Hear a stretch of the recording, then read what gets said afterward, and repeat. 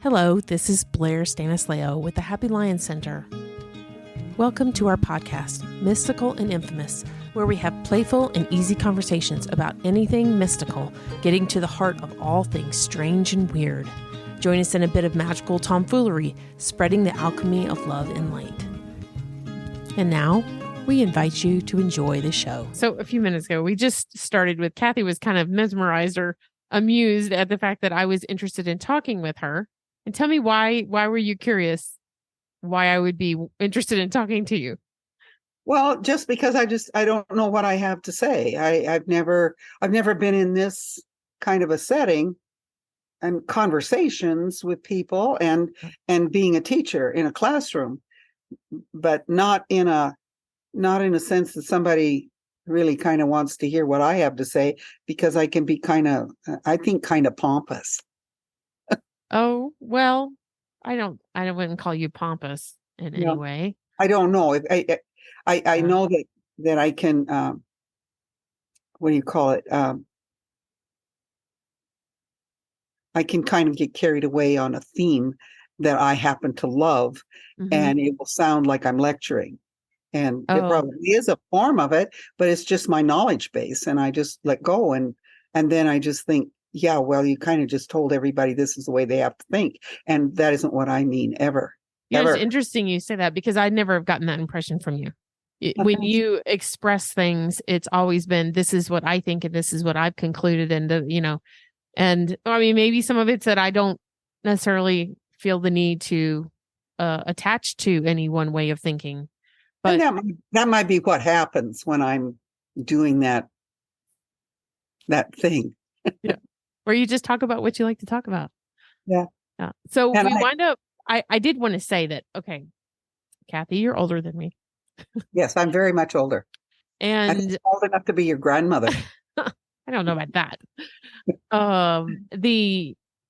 The first comment I had, of course, I was thinking, well, you're older, or maybe that's something you're thinking. But the first thought I had was, I've always been somebody who has had friends who are older.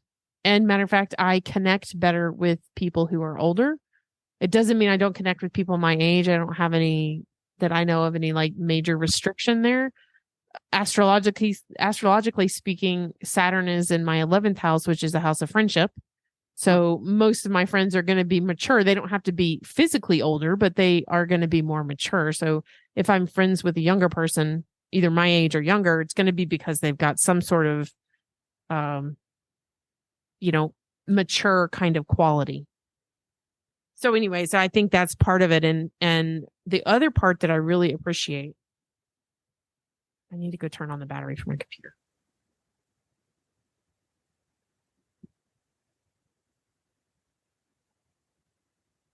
Yeah, I'll try to remove that. Okay. The other part that I really appreciate about you is, although I grew up in the South, and there's a lot of heavy religion, largely Christianity in the South, I didn't really feel super attached to any of that. And so I've had different experiences, and I think our conversations allow me to, I think I had said this earlier, basically, our conversations allow me to affirm what I really believe in about the Christian religion, and also confirm what I don't necessarily completely, I guess it's not even believe in. Like it's a different framework in my mind. Like, okay, you guys think of things, I don't know, on a particular topic in this way, and it didn't align with something that I was thinking. If they talk long enough, usually eventually I can understand where they're coming from, but there are parts of it that I don't agree with. I don't ascribe to. To be fair, when I was younger, I would have definitely identified myself as a Christian, but I don't think I would identify myself as a Christian now. Doesn't mean I don't believe in what I definitely 100% believe in a higher power.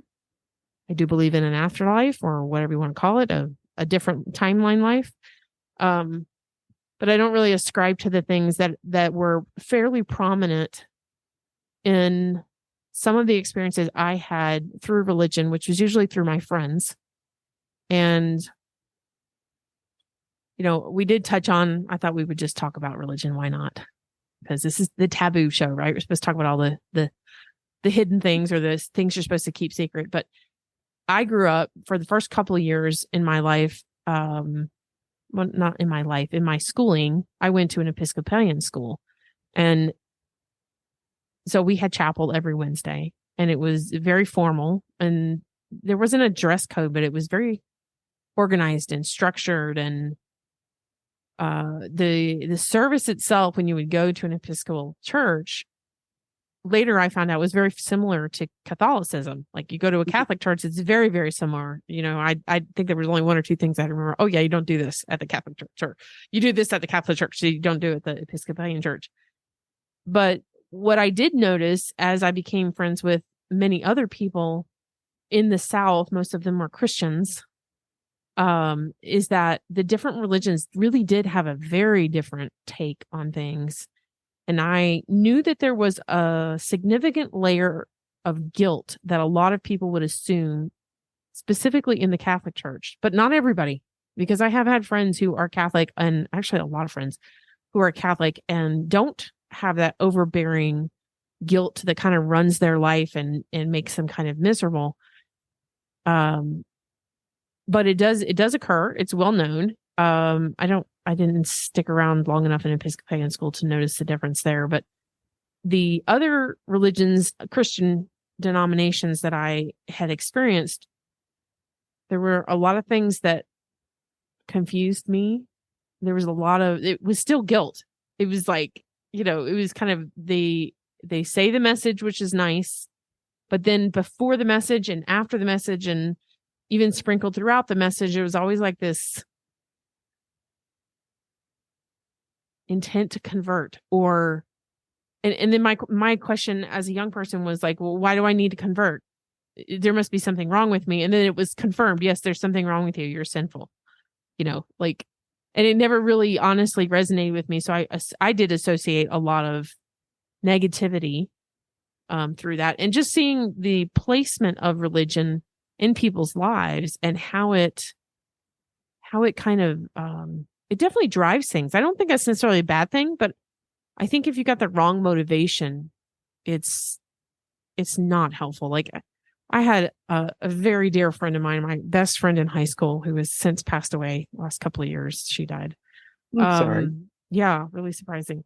And she was a devout Baptist, Southern Baptist. And we were friends, really close in college. For a long time after we were friends, I had moved away, so I wasn't in her life every day, but we kept in contact. And, we had kind of drifted apart. Matter of fact, when I started studying astrology, of course I wanted to talk to her about it. But then I thought, I don't know if I can talk to her about it. So I refrained until I felt confident in expressing. Really what I wanted to express to her was, look, I just started studying astrology.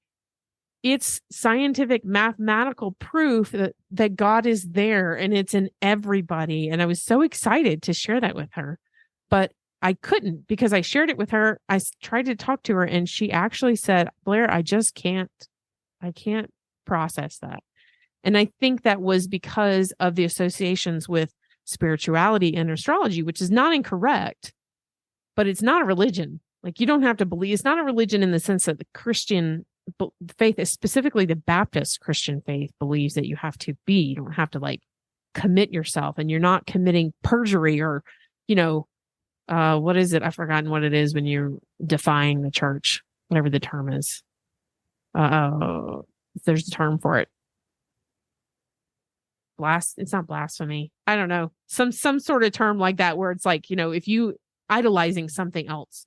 So there's an air of feeling like you need to idolize, but that's not really what it is. But she just couldn't even hear me. Like the conversation completely stopped. And I felt like, I don't know if it's because at that time it was when I was actually moving farther away, and it was just the distance that came between us, or maybe it was just something in her life, but we never talked about it. I didn't ever approach it again because I really felt like she wasn't going to be able to receive that. But anyways, that part of it's really sad for me. But I guess the whole purpose of talking about this is I think it's interesting how religion, if it's not just the spirituality and you bring the human component into it, then it starts to have the same flaws that humans have. Yes, it's political. Right. Political and It's political. all the parts. Yeah. Yeah. Well, Catholic is definitely, I mean, like that's the strongest political one. Well, But cool. It's governed by the Pope and the cardinals, the school of cardinals, and it's the College of Cardinals. And yeah, that is very political. And it rules, the politics itself rules on every single aspect of a Roman Catholic's life. right. It rules on that. Now, not all those rules are equal. And that's where the study of theology comes in, Mm-hmm. because there's just certain things to consider yourself to be a Roman Catholic that you must believe. And if you can't, that's not a flaw within you. It's simply, that's not where you're going to go. And the most basic of that is the creed. If you can embrace the creed itself, which is about God the Father, God the Son, God the Holy Spirit, and the Church. If you can go down that list and you can buy into that and accept that, that's Roman Catholic. I'm not going to speak to the other Catholic faiths, but that particular one is absolutely essential. Now, there are some other theological teachings that are non-negotiable. But then there are these others that get a lot of flack and a lot of opinion going on, and they make sensational talk. For one thing, it has to do with women being in the hierarchy, the women deacons. Oh, uh-huh. That's the first step into priesthood. Okay, but we have two tracks for a male who is married, and he can embrace the diaconate and be a part of that. And his wife, in order for him to do that, his wife has to be in agreement. I mean, he can't just be a deacon. But if she dies, one of the requirements is that that he can't remarry if he wants to remain an active deacon. Now, I know that there are circumstances in which people have been granted petition to remarry and that kind of thing. But by and large, that's the teaching. Well, I find that interesting because, being a widow, I just happened to, not that I was looking for this, but I did come across the statistics that men remarry if they become a widow, or they remarry way more frequently and faster than women remarry. Or they stay in a partnership of some kind because they really don't want to not be without a partner. Yeah. Well, I'm sure there's lots of reasons. I mean, there's many words we could say about that, but that statistically, that is true. So it's interesting that's a perfect example of how it really does impact every facet of your life.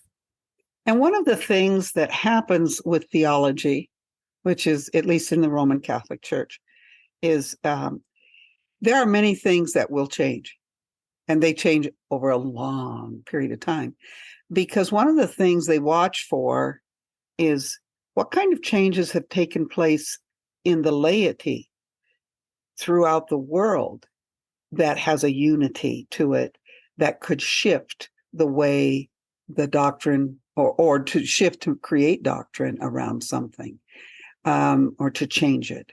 And it takes that kind of watching that change taking place in the world.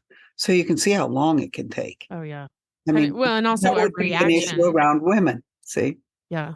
Well, it's funny too, because, there's a lot of references, even when people look back at the history of women. I mean, the first and most obvious reference to the role of women to me has always been the Bible. Look at what's in the Bible, and this is the role that they played, and da da da. I'm like, yeah, you're right. That's exactly. I mean, not that I think it's because it was on some level recording, right? Of things that were happening. And so it was stories, even if it was not like, a camera watching the thing happen with a non-objective perspective, it still is a story of something that happened.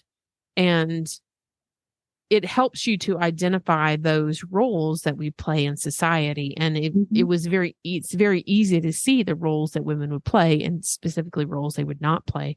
And that's just one example where, can they become a priest or what have you? And I think And even the excuse me. other Christian religions that I've heard to have a female leader is very unusual. Yeah, it has been. I would say there's been changes. Yes. There is a whole bevy of priests and bishops that are Roman, have been identified in the past as Roman Catholic, and they are legitimate priests and they are legitimate bishops that have been properly ordained, but they were ordained in international waters so that there couldn't be any particular diocese that would be attached Uh-huh. to their being ordained. So they have their ordination now because they have their bishops that can ordain. Interesting. But And it's not. I It's looked up a it's long not time in. ago. Okay, Sorry. go ahead. I looked up a long time ago. There was I was on, I mean, it's crazy to think, but I mean, I was like, oh, I could go be a monk. That really wouldn't be that bad of a life. So I look it up. And of course, no, you can't be a monk. You're a woman. Right. But you But can. there are places where you do, but there's plenty of articles and information about how exactly like that, where it's like, there's this part that, there's a large part of people who think, no, you can't be a true monk because you're not male. Well, And so therefore we haven't established all these things, but I did find one fairly quickly and easily. I think it was in Asia somewhere. I'm sure it was a Buddhist monk. probably. Yeah, yeah. But still there's still taboo around the fact that it's females. In the Roman Catholic Church, not so, in Oh, the sense that they just because you're a monk does not make you a priest. right. Okay. So Mm-hmm. you have orders of monks that are male orders of monks that will have priesthood as well as brotherhood, and the brothers are not priests. They might not even be deacons, Mm-hmm. but they are attached to and belong to the monastery. We have women too. I went to school with the Benedictine sisters in Bismarck. They are definitely a monastery, and they have their leader is the same leader and quality of any other monastery, male or female. In Great Falls, um, we have the Poor Clare sisters, and they are an enclosed uh, monastery, which means that they stay in the monastery. Now, the ones here, because they're so tiny, Mm-hmm. they have to go out and do certain things, but they have very definite regulations around what those will be, what time they will be, and how they will do that. But if you go back east to one of their monasteries, they don't leave. They absolutely don't leave. They have East certain people meaning that do east that in the world or East United States. in eastern United States, but that would be true throughout the world Mm-hmm. with the Poor Clares. So Um, are they called monks? Or are they called we don't nuns? refer to they all of our monasteries. Um, how I want to say it. Um, they are particular orders, Okay. Which means and they have a name and yes, it's a and structure. you have a particular vision and mission within that name. There are many, many, many Franciscans. The Poor Clare sisters and are Franciscans. Richard Rohr, who is a leading speaker on all things contemplative in the United States, is very much a Franciscan. Sister Jose Abde, I wrote about. Yes. She was Franciscan, and they all have different kinds of life around what it means to follow Francis of Assisi and Clare, who was his friend. Okay. Okay. So basically they're identified by a group of people who agree to follow a life pattern Yes, a way of of life. a certain way of life. So then they call themselves I'm of the blank order. Yes. Okay. So they don't understand. So then what is a nun? Here's the ignorant person. It's not, no, that's not ignorant. It's just choices of words. Sisters generally, at least this is what I remember. Sisters are orders that are out in the world and working. The Providence sisters, who were very much a part of Great Falls. And I went to high school in a boarding school in Sprague, Washington with Providence sisters. They were sisters. They weren't nuns. They didn't live in an enclosure. Okay. The Port Clare sisters would be nuns, but we will call them sister. How's that for confusing? Yeah, very confusing. Yeah. So anyways, that's sort of. But we don't call them monks. You don't call them monks. No, but they live in a monastery. Yeah. Okay. We have an abbess, just like the monks have an abbot, Yeah. So definitely some connections there. And I don't know if there are any male-female monasteries. It seems to me in my head, I've heard of a couple of them. Don't know if that's Roman Catholic or if it would be Episcopalian or Anglican, because and Lutheran, they all have orders of nuns and priests. I think. I know they have orders of nuns. Yeah. So just so we're not talking ignorantly, I looked up in the Merriam-Webster dictionary, just a monk is a man who is a member of a religious order and lives in a monastery, also a friar. Oh, yes, there's the friars, and they're usually associated through Francis of Assisi. Okay. He called his brothers friars. So just by that term itself, it specifically refers to a man, which I do kind of find really interesting too, because if you are familiar with other languages besides English, most languages have masculine and feminine identities for words, right? Yes. We don't do that in English. There's no. It's not male or female. It might have a feeling of that, but it's not formal and it's not said, and you don't change the part of your speech to align with the masculine or the feminine. Yeah. And, for years in writing in English, we always took the masculine form for singular. Right. And that was to be assumed that would be masculine and feminine. Either one. Right. Exactly. And then I think, I know that when I had that argument it wasn't an argument, but a discussion with a teacher or my mother or somebody about, do I say he or she, or what do I say? And, my confusion around, well, it's not a he. And, the answer was, well, you can use one. So I would write one in there. Another or other. Right. But those other words. But that always seemed to confuse people. Well, at least when I was growing up writing things, like, well, why are you putting one? Okay, well, that's obviously confusing. And now look at what we're doing. Now we're like, what pronoun do you want to use? You're better off doing that. Yeah. It doesn't really matter. I mean, I don't think it matters that much, but it is interesting that the word itself actually refers to males. So maybe that is just adding to that societal opinion and religious opinion of, females can't be a monk per se. And that's probably true. Yeah. That's probably true. Yeah. So and I would guess that the women didn't care. Yeah, probably. Yeah. Yeah.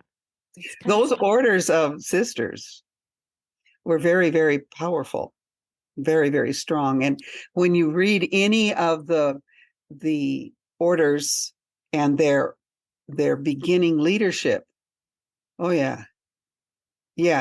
If you had to take on Mother Superior, you better be ready, because she would be educated, she would be intelligent, and she would be sensible. That didn't always resonate well with certain people in the hierarchy. Yeah, I always kind of admired them. Yeah, people say, I've heard multiple times over from many different places, and people don't say this out in public, so to say it on a podcast, no matter how many people listen, is a little bit taboo, but I'm going to say it because that's what the whole point of it. Okay, let me hear you say it. I need the microphone. People say that the feminine energy, so obviously that would be predominantly females, but there are men who can contain that feminine energy as well, right? Yes. But the feminine energy is actually a better leader because of similar qualities of what you just described, in the sense that it's receptive and it's responsive, and it's not there's a distinction with a masculine energy. Like, the masculine energy is to go out and fight, to go out and talk. So Yeah. even if they're just talking, they get up in the room and they speak loudly, or they speak clearly, or they kind of dominate the room. Whereas a feminine energy is not necessarily going to do that. It doesn't mean that they can't be heard. Here we are on a podcast, which Yeah. is put out on the internet, and whoever chooses to listen, listens, right? But it's Yes. not on, I don't even know, whatever the biggest radio station is, and it's not on NBC, and it's not on BBC or anything like that, right? So that would be more of a masculine in the front, stage kind of thing. But I have heard multiple times over that the feminine energy is actually a better energy to lead, because it is so compassionate and so responsive to what people need. I mean, I've seen articles on, there was an article, and I don't know where it was years ago, when COVID happened. It was looking at the responses of leaders of the countries, and the responses of the countries that were led by females were much smoother, less fear instilling. They had better, based on this article, they had better results, even like immediately, like quickly, the short-term results. I don't mean now, I haven't looked at it in a couple of years, but the short-term results of a country that was led by a female, and the differences in the choices that they made, was really enlightening. And it was really, Oh, interesting. yeah. I'd love to see that. Oh, I think you can find it. Just type up COVID. I'm going to do it right now while we're on here. COVID responses. Women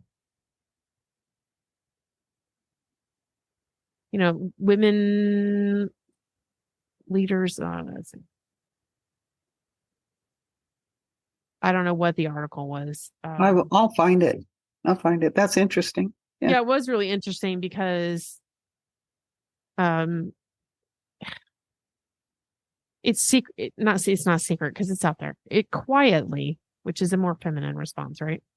It quietly kind of showcases the strength that a woman, or a feminine energy, not even a woman, right? We know that men can have that as well. Yeah. I think, though, that sometimes we can be headed in a direction on the feminine side and forget that we also have very strong and beautiful masculine sides in leadership. I'm not seeing, I'm seeing a lot of fear response when we have war and that kind of thing going on for decision. But I do know that in other areas of our world, we have those who are very, and it isn't so much having a high feminine side, they may, but they're just quality leadership, and that is male. And I think there tends to be a putting down or a dissing of men generally. Yes. And I think that a lot of men hear that. Oh, and they definitely hear it. My husband's one of them, and he complains about, doesn't do a lot, but when we get on this topic, it's, I've forgotten. He says the word woke. I'm not even sure if I know what he's talking about. I think he thinks woke is something different than I might think it is.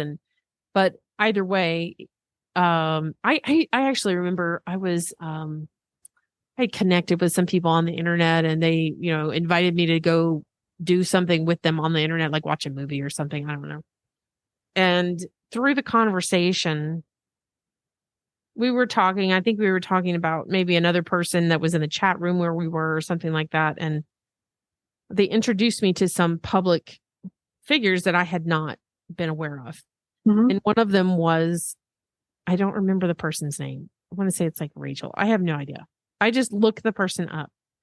And she was supposed to be this loud, obnoxious feminist, or I would describe her as obnoxious.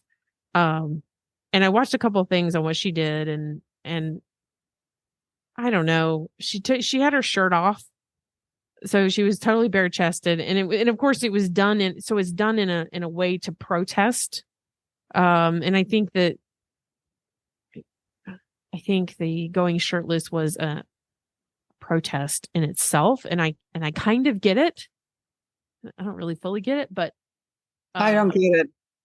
yeah, the whole time, like I There's kind of good get, taste and there's bad taste. Sorry. yeah, no, I totally agree, but it's like, okay, do you feel oppressed because we expect you to wear a shirt? You're expected to wear a shirt. And now you feel liberated? Well, I mean, it's really not that big of a deal. There's plenty of tribes that don't wear shirts. That's Yeah. why it's not a big deal. But what I was confused about was, how does showing your chest make you more feminine? That doesn't it makes you kind of more masculine in a way, because you're kind of being aggressive with it, right? And that was so in that sense, like that doesn't It's do anything. shocking. Yeah, it's it's done for a shock factor. Absolutely. That's what it was. And whenever there has to be sensationalism, I have to wonder, how strong is that ego? oh yeah, no, it definitely was a strong ego there. And Yeah. it's been my experience that with males, I don't know that I could clearly identify it within females. So we were talking about masculine energy and feminine energy, but it's easier for me to identify this masculine energy with a male. So I have experienced times with specific males in my life who maybe they're not as, I don't know, in tune with things spiritually, or like you're not a male. We're not having that conversation, right? Like it's more logical for females to have this conversation. But then I've also had times in a dynamic situation where things were occurring that the male, and it's just consistent, males are the ones that step in and try and shift the energy. So like they can feel when women are, for lack of a better term, kind of being catty or, acting like girls. I mean, I've been a girl my whole life, so I know sometimes we just act like idiots and kind of get caught up in it and have difficulty letting it go. Hormonal, maybe might be a term that people use. Anyways, they see that and they're like, oh, they don't say anything specific, but then they go and do something to completely distract us, to help us relax that part. Yeah.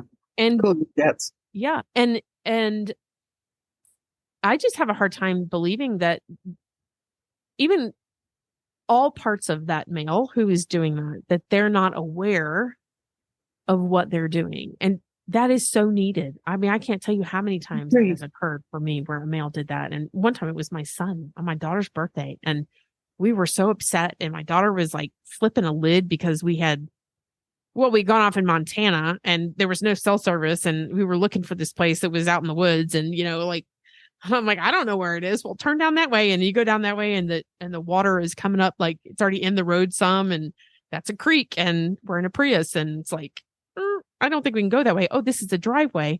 And we had to turn around. Well, we couldn't turn around because there was no extra road. So my daughter flipped out.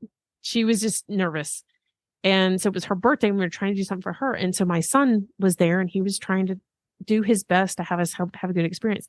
And then here he is acting like a goofball. So for the next 30 or 45 minutes, I don't think he was even aware, but he was actually doing things to make us both more comfortable. Sure. And allow us to release that. Yeah. That's a beautiful expression of a masculine. Absolutely. Absolutely. Yeah. Yeah. So yeah, I don't ascribe to the whole, I mean, it is interesting to hear. It would be nice to know, or to see a feminine receptivity, but I think it's more, if you're more balanced in your masculine and feminine, you wind up having a better experience overall. And it comes across as a leader, usually, if they're in that role, who is knowledgeable and well skilled and just does a really good job at leading, but they know when to go into that feminine energy and when to go in the masculine energy. Yeah. I think it all comes down to listening. Yeah, it does. And whether that be masculine or feminine. Yeah. Those who learn how to listen, learn how to be good negotiators and compromisers and assist that for people. I don't know why our Congress has such a struggle with that, because I'm sure many of them were political scientists, and they would have had to learn that kind of art of compromise and negotiation. But it begins with listening. I And also that's had a friend who went to, what do you call it when you go to school to be a priest? going to school to what? To be a priest. You mean theology school or seminary?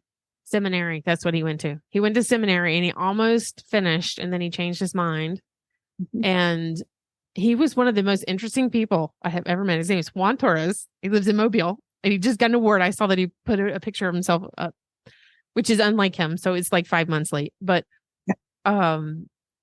the most interesting conversations. And he said to me one time, he said, well, to become a priest, you basically have a degree in sociology. You have to have. Yeah. You're going to be counseling people. Even if it's just a 2-sentence thing in the confession, Mm-hmm. but you're going to have people who are married come to a priest to talk to them. Mm-hmm. Because that's what we have. Right. He has to have his act together there. He has to. Yeah.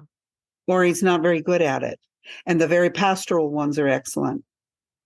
Yeah. And and I'm sure he does this now. I don't live there, right? So I don't see him all the time anymore. And I also actually quit working with him after a couple of years of working with him. But every time I ever saw him interact, it was so amazing because he was able to take whatever was happening with such grace and such awareness.